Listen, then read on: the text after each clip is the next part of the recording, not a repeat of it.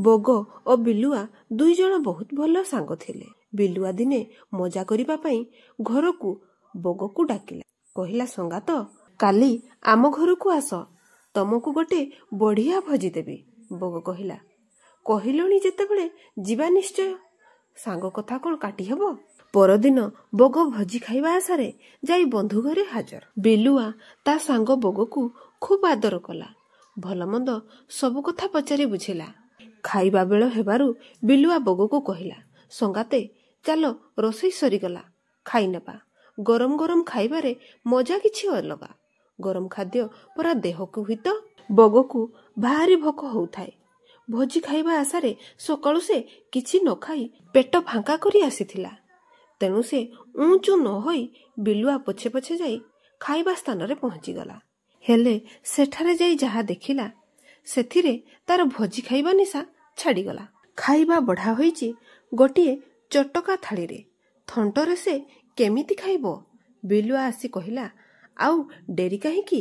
ଏବେ ଖାଇବା ଆରମ୍ଭ ହଉ। ବଗ ବିଲୁଆର ଚାଲାକି ବୁଝିପାରିଲା। କିଛି ନ କହି ଖାଇ ବସିଲା। ଖୁଣ୍ଟି ଖାଇବା ପରି ଟିକେ ଟିକେ ଯାହା ଖାଇଲା।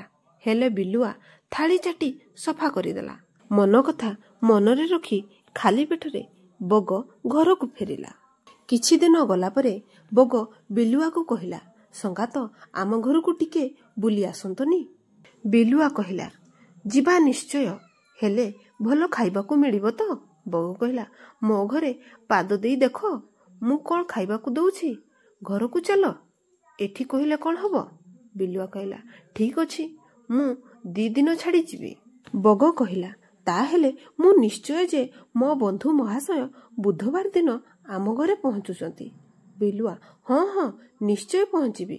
ବିଲୁଆ କଥା ରଖି ବୁଧବାର 12ଟା ବେଳକୁ ଯାଇ ବଗ ଘରେ ହାଜର। ବଗ ବନ୍ଧୁଙ୍କୁ ଆଦରରେ ସ୍ୱାଗତ କଲା। ଦୁଃଖ ସୁଖ ଆରମ୍ଭ କରିଦେଲା। ବିଲୁଆ କହିଲା, ଗପସପ ପରେ ହେବା, ବର୍ତ୍ତମାନ ଖାଇବା ବେଳ, ଆଗ ଖାଇନେବା। ଠିକ ସମୟରେ ନ ଖାଇଲେ ପେଟ ରୋଗ ବାହାରି ପଡ଼ିବ ଯେ।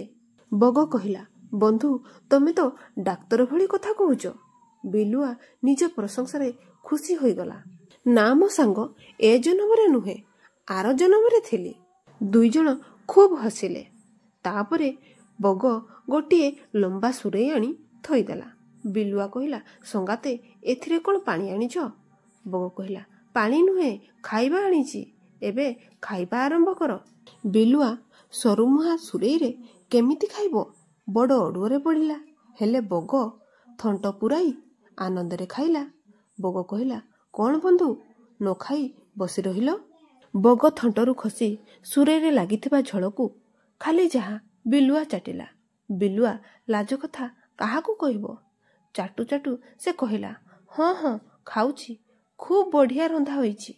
ଖିଆପିଆ ପରବ ସରିଲା ପରେ ବିଲୁଆ କହିଲା, ବନ୍ଧୁ, ତମେ ମୋତେ ଆଜି ବୁଦ୍ଧି ଶିଖେଇଦେଲ। ତମ ସହିତ ସେଦିନ ଯେଉଁ ବ୍ୟବହାର କରିଥିଲି, ତାର ଫଳ ମୋତେ ମିଳିଲା।